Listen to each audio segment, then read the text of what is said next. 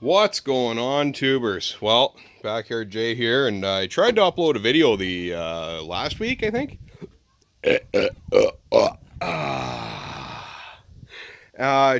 Three times, and it would not upload for me. Didn't give me any explanation or nothing. It was just kind of like, yeah, screw you and everything you stand for and your account and so on. So Paul has been sitting a long time, since May, when I blowed up the transmission. There it is there. Yeah, it's gone kaplooey. As you can see, before I got the car, this one came from a wrecker's, and it was a rebuild, because you can see right there, you can kind of still see the paint from the rebuilding depot. It's always leaked a lot back there on one of the servos, pretty bad. It's always had really sloppy shifts, stuff like that. So finally it went kaplooey, and here we are now. I got to pull it out. So my way of doing that, I got the exhaust crossover off. I'm just about to pull the starter off. And transmission lines, a couple ground wires down there got to come off. Of course, the bell housing bolts, which are super easy. There's 3 right here, and then there's just 2 more right below the starter there. And then there's one, it's the hidden bolt in the back, way down back and beyond in yond, and you need a series about 16, 17 extensions and 14 wobbles, and really good impact gun, and you got to hold your tongue the right way, you got to swear a whole lot and everything else. It's an 18 mil, so just so you know, it is an 18 mil if you ever get that far. So at least it used to be an 18 mil. Maybe it's something else now, but I'm pretty sure it's an 18. Could be a 17. You know what? I'll get back to you on that, because I forget. They used to be 18s, but now that I'm looking at that, that's not an 18. So I can't remember. I haven't had this engine out for 2 years, so usually I pluck the engine out and leave the transmission in there, but this time we're doing the other thing. So I have a sneaky Pete way of getting these transmissions out. You have to get up into the there's leakage from everywhere. I think my rack might be leaking a little bit too, now that I'm looking at that, but I'll inspect that once I'm in there. No big deal. I got another one if I have to. Anyway, basically I lift that boot up there and undo the pinch bolt for the steering, and that kind of allows you to drop away your steering rack from the steering shaft, but you want to tie the steering wheel off in the car with your seat belt, because you don't want it to spin on you.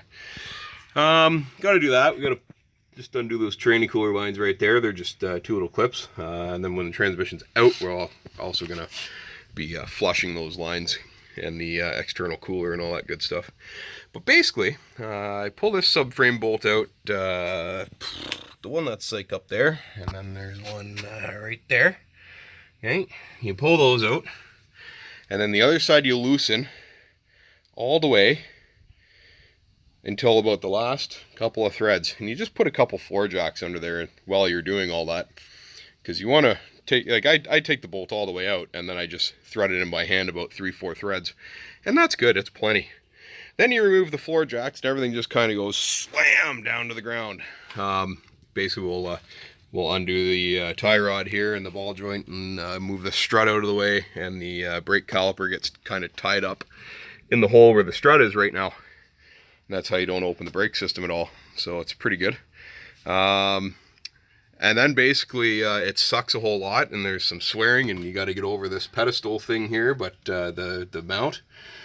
But she goes between here and here, when that's like all the way down there, and you swear a lot, so we probably won't vid you that part, but anyway, I'll show you what I got going on here.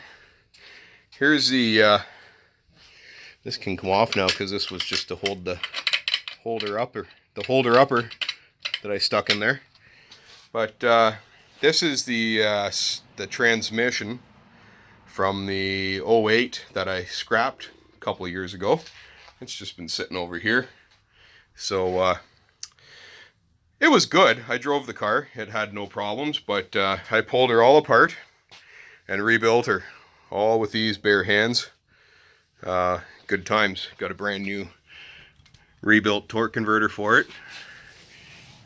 Installed a upgraded ZZP performance input shaft. As you can see, it's a lot thicker than the factory ones. Let me see if I can. Where is the factory one? Oh crap! It was like laying on the floor back here, I thought. So I thunked. Oh jeez. Oh jeez. All right. Well, I don't know what I did with it. I probably pitched it. Shit. Probably pitched it. Hey puppy, did I pitch it? Oh shit, pitch it like a pitch a loaf. There's a bunch of clutches and bands that came out of it, but I don't see the shaft. Huh. Well, I guess I can't give you the comparison, but I wanted to. I really wanted to. Dang. What did I do with it? What did I do with it? It's part of a boost valve right there. Yeah, I put the Sonex one in. Sonex boost valve. It was more better. Well, I don't know what the hell I did with it. Oh well. Not that important. Anyway, this is much beefier, so that won't snap anymore. That's what I think happened to the one in there, is the shaft sheared. It was short. So look at that. She turns nice, sounds good. New pump shaft and all that. So we're all set. New seals everywhere. New servos there and up underneath. New filter in there. Transgo shift kit, Sonex boost valve, ZZP input shaft, rebuilt July of 21. And we'll see if I did a good job, I guess, in a matter of, well, hours and probably a couple days, because I'm just kind of picking away at this in my free time. See that drippage there? That's just from when I pushed the car here about an hour and a half ago from across the road. It never used to leak that bad. It'd give me a drip here and there, but yeah, it's just sitting there leaking. Anyway, so now I'm going to pull this starter out and disconnect the shift linkage. I already unplugged the harness. There's just one main plug right there. It's pretty easy. And then the couple of grounds and start pulling these bell housing bolts. And then on this over here, you just have to, I'm just going to pull this shaft out and remove those 4 bolts around the end cone. And that'll be it. Then we'll lower the subframe down and start ganking her out. I've already undid the torque converter bolts and everything, so they're right there. Minty. Anyway, I'm going to grab a drink, I think, and sit down and have a break, because I'm not really that eager to get into this. Yeah. Alright, well, here's a series of extensions and adapters and crap, and there's that bolt I was talking about. It's an 18 mil hex, and all the rest are 15. So that's why I couldn't really remember. I knew it was different though. So there you go, 18. It goes way back in there. Ooh, hold on a minute. Maybe I can give you a looky-loo. Right back there behind that. See the shiny part where there's a hole now? Yeah, that wire in front of it is the crank sensor. So you don't want to mess that up either. Horrible place for a crank sensor. I'd argue it's not even replaceable with it in the vehicle. The engine in the vehicle, I mean. You probably could. You'd have to remove the rear manifold, exhaust manifold, and downpipe to do that and all that stuff. So this is just going to sit here now, this axle and all this crap. It can just kind of hang out up against the mount there. There's a engine mount there. And I'm gonna put a floor jack under there now and lift it back up and just stick a couple of those bolts back in, because as you can see, I need those holes there, and same with those two. to line up, and I'll stick bolts in there so that the engine's kind of supported. And then the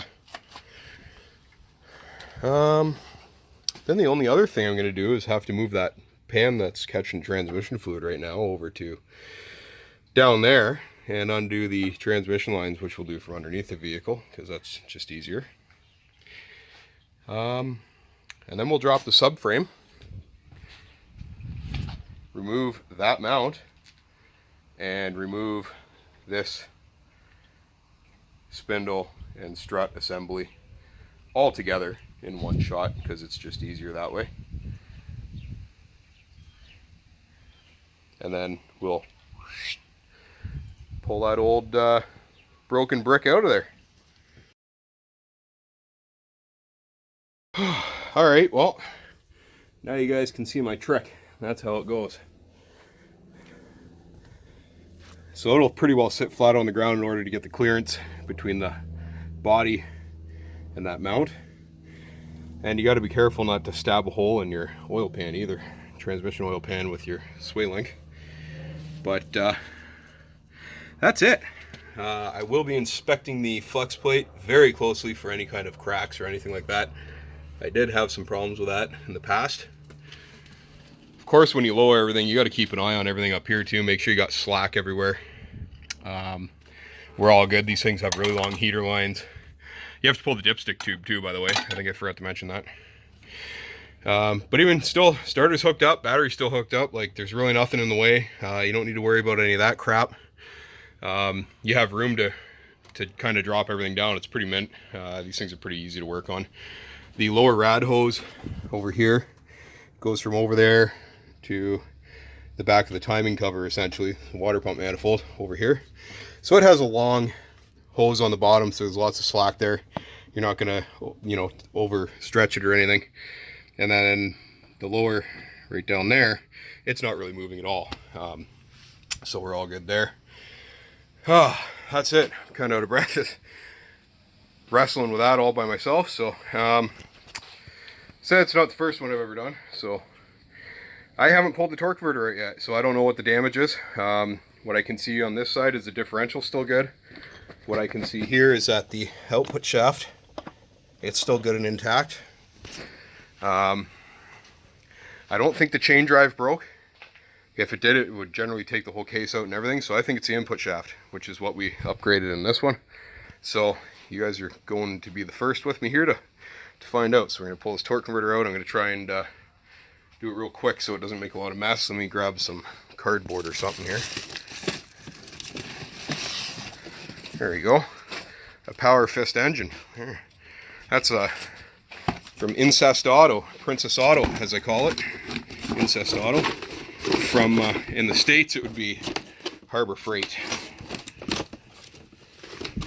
Here it's Princess Auto. It's all the same shit. Okay, here we go. That's exactly what I thought. Look at that. And it was nice enough to actually stay instead of getting stuck in the torque converter too. But yeah, that's where it broke. Right there, where the O-ring goes on. That's kind of exactly what I figured. O-ring's still good too. We're good to go. But since I didn't have any issues with this thing, other than that, the fluid's still, well, other than the dirt it's taken out of the bell hosing there, it's still quite good. I was always topping it off because of the leak, so that's awesome. That's awesome. That's one for the trophy shelf. Pump shaft is good. Don't want to spin it too much. I don't need to start pissing a mess here. Look at that. That's awesome. Cool. So now you can actually, here, I'll give you guys an idea of the difference in thickness. So there's the stock one, and there's the ZZP one. Look at the difference on that.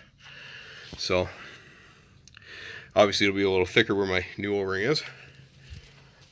And it's also a hardened steel, 4640 or 4630 steel or something like that. I can't remember exactly what the hell it is, but look at that. Mint.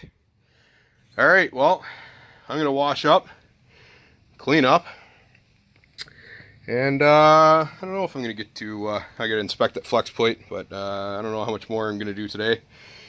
Might leave it for tomorrow afternoon. I guess we'll see. I don't know. I'd kind of like to get it in there anyways and maybe get a couple bolts in it, but good to know the torque converter's still good though. But this bushing's got quite a bit of wear on it too, right there. So I'm happier putting a brand new one in. Yeah, or not brand new, but brand new rebuilt. Yeah, what do you think, puppy? Pretty sweet, eh? Eh? Eh?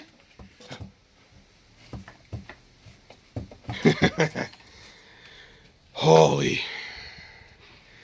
I hope I don't see my car in this this state again for quite some time. Not until, you know, some sort of wicked epic build or something, but even by then, hopefully I can just buy a fucking Corvette.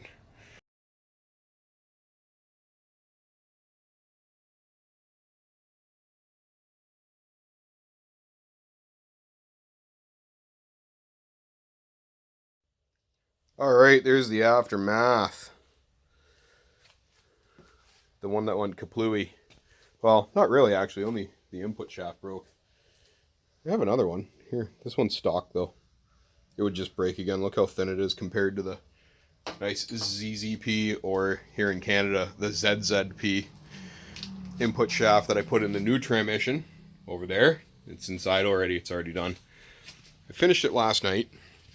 I just gotta bring it off the stands and torque the wheels. But I finished it last night, pretty late, so I didn't bother making another video. Back into my horrid mess of a garage here, grab the keys. Now that all this is done, I can finally do a nice big cleanup. My poor car I haven't driven in pretty well all of May, all of June, and all of July, and we're going into August, so 3 months of the summer that I've lost, which sucks. Kept the miles low, I guess.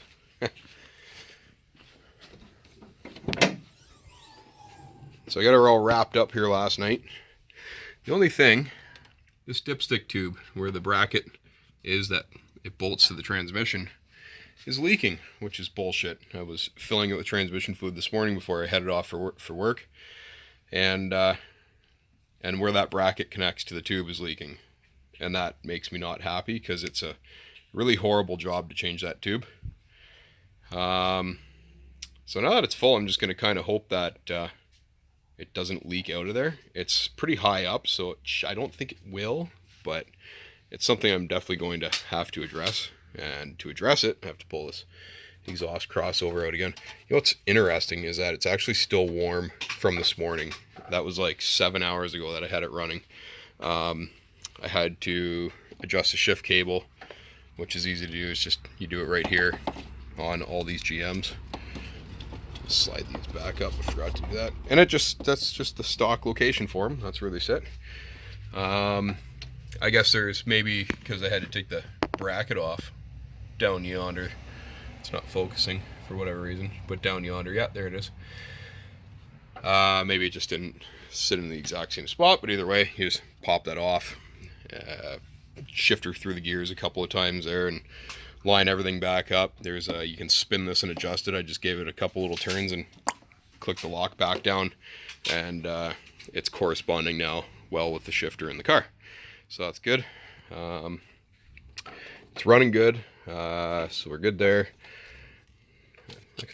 Look at that, just right up against the wires. There you go, that's more better. So I'm just waiting for my son to get up now and from his nap, so I can lift her up, drop her down, torque the wheels. We're going to go for a little rip and test it. I did test it with the wheels off the ground this morning and spun it up. All the gears work, reverse is good, and it goes through all the gears just fine. Torque lockup kicks in.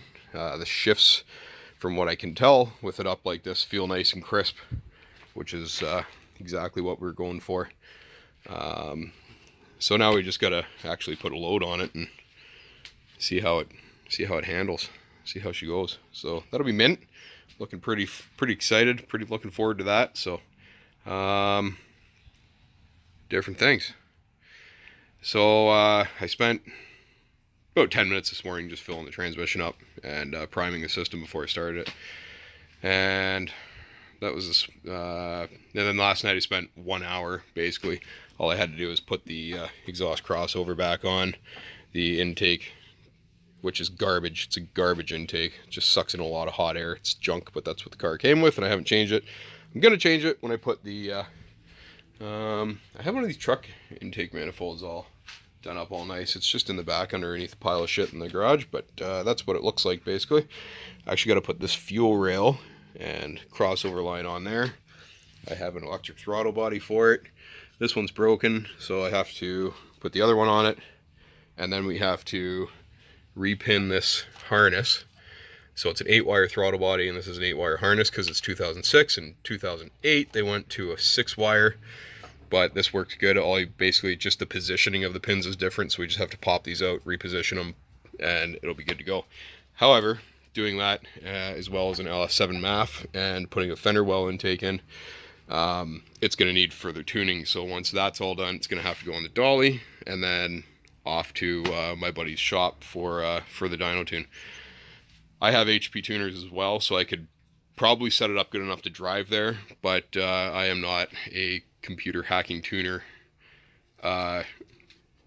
expert in the least, so I don't get along with computers very well. I can do things like turn off the VAT system, you know, for people who do like LS swaps. I can turn off the VAT system. I do like bass tunes for cams and stuff like that, just to run them so that they can get them to the dyno safely without, you know, leaning out or pinging, stuff like that. Just pull a bit of, add a little fuel, pull a little timing, and they're safe to go to the dyno, and it'll drive just fine. Drivability, stuff like that. So that's what I do with my HP tuners, because like I said, I'm not a tuner. Not in the least. I just know, you know, base or target air fuel ratios and such, and it's pretty easy to set stuff up like that. So yeah, that's about it. That's why I have HP tuners. It's pretty good. It's a good program. I like it. It has taught me a lot. Just having it has taught me a lot. But anyway, yesterday I put a total of 6 hours in it, and then this morning about a half an hour. So I'd say I got 6.5 hours in this whole swap, pulling the transmission out, literally out the driver's side wheel well. Most people will stand there and tell you, oh, you can't do that. You know, that's not a possible way to change these transmissions. You have to drop the subframe. You have to put a crossover on there and support the engine and all. Yeah, it's all a bunch of crap. It's not true. You guys saw that I did it, so it's mint. Anyway, wait for my kid to get up and I'll throw it together and take her for a rip. And providing everything goes good, we'll wash it. Because if it's just going to keep sitting, there's no point in washing the fucking thing. What's up, puppy? Well, trailer's back in the regular spot. There's the Jeep. There's Poppy. There's the Paula. All done. Minty. So it's working really well. I'm quite impressed and pretty proud of myself for this build. I've never built an automatic transmission before, and they're not simple. Not easy to do. But there it is, all done. It's working good. I got about probably 250, 300 kilometers on it so far. Shifts are really nice and firm and crisp. Everything's working really, really, really well. Only two problems. Dipstick, as you can see, of course, it wobbles a little bit. It's got a bracket, the bracket bolted to the transmission down there.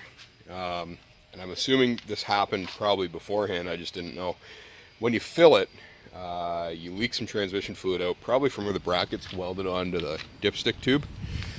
And that's probably from having that cam in there. It shakes a lot, and my motor mounts are junk, which actually these nice, new, crisp, firm shifts really amplify the bad motor mounts. So I'm going to have to get some polyurethane mounts in there ASAP. So yeah, that's got a little tiny pinhole in it. Can't see it. I didn't see it obviously when I took it out because I had it out.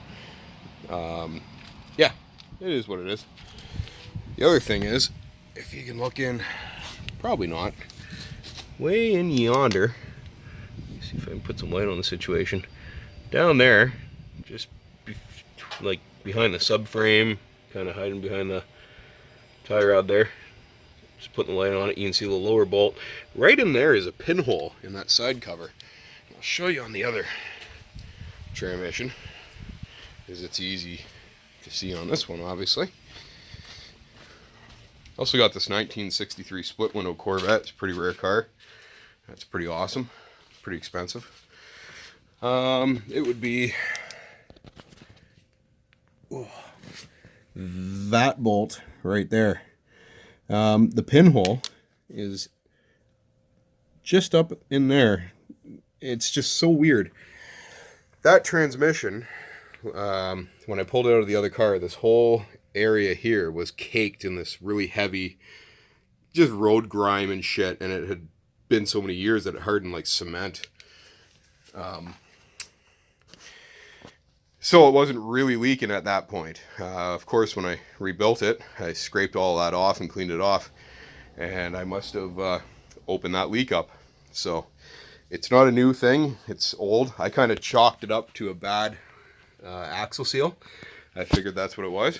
So I've never seen a pinhole in a side cover before. So anyways, what I did is, you just kind of seen it gooped up there. There's no washers on those bolts, so I put a washer and then made a rubber washer to go in first. So it's like rubber washer, steel washer, and then bolt. And when you crank the bolt down, it kind of spreads the rubber out. So before I put that in, I gooped it up with Right Stuff, Permatex Right Stuff, and then put the bolt in it, spread the washer out, the rubber washer out like that, and it plugged up the hole. So it's not leaking. Like I said, I got about 250, 300K on it, no leaks, it's all good. I'm just going to put that side cover on it from that transmission, probably next year, since we're just going into August now. It's what, July 26th or 7th today? 26th, I think. So I don't really want to screw with it anymore this year. I've already lost most of the year. It's been sitting across the road in that driveway since May the 4th, the very beginning of May, when it blew up. And at that point, I had only been driving it for about 3 weeks since the winter. So I'm not going to have any more downtime with it. It's not leaking, so it's not a big deal. So when I change that side cover next year, and then I'll just get a new dipstick for it too, and then do the motor mounts and all that at the same time. Last things to do this year, I might not, depends on time. Build a new intake, because this is garbage. So you got to get a proper fender well in there, and also put my truck intake manifold on, and then go back to the dyno for more tuning. So may do that this year, may not, doesn't really matter. I can't really get into it and really get on it hard for another 300-400 kilometers. Just allow the braking period to elapse, and then we can give her, but who knows, whatever. I do work a lot, so most of my mileage goes on the truck and trailer. The car is basically only weekends, and I actually drove a lot more this weekend than I normally do. Mostly because, well, we had some family things to do, and yeah, family things to do, and I just had the opportunity to take the car, so I took the car. I had to do a couple quotes too, so I took my car. I try to take my Harley out for that stuff, and believe it or not, I've only had that thing out 3 times this year. It's just sitting here collecting dust, but it's all good, and it's paid for, so it doesn't cost me anything to have it other than have insurance on it, so screw it. But yeah, that's everything going on out there. Like I said, really happy with the build. Turned out well. The only other thing I'm going to do is plug my HP tuners in at some point here, and I'm going to set it up to pull timing when it shifts, just so that I don't smash the clutches out of it, the new clutches. It's also easier on the internals when you're racing. So basically, if you've ever heard like an AMG Mercedes take off, that's automatic, and they're like,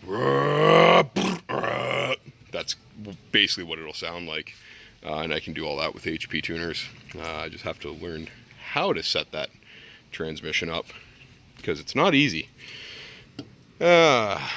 Furthermore, this thing's just cooking away. I have my natural gas barbecue here. I'm not using that tonight because I have a delicious big brisket right there that's going to go on. That's my lunch meat. I sliced that up for sandwich meat. It's corned beef brisket. So I put that on there low and slow, but then also I have steaks for dinner tonight. So got my grill ready to go on there. Got my chimney going here. We're ready to dump this in.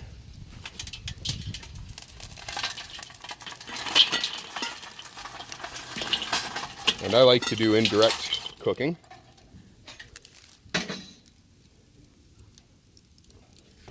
And it just goes like this. Ooh, holy, the heat coming off there is just intense. All right, minty.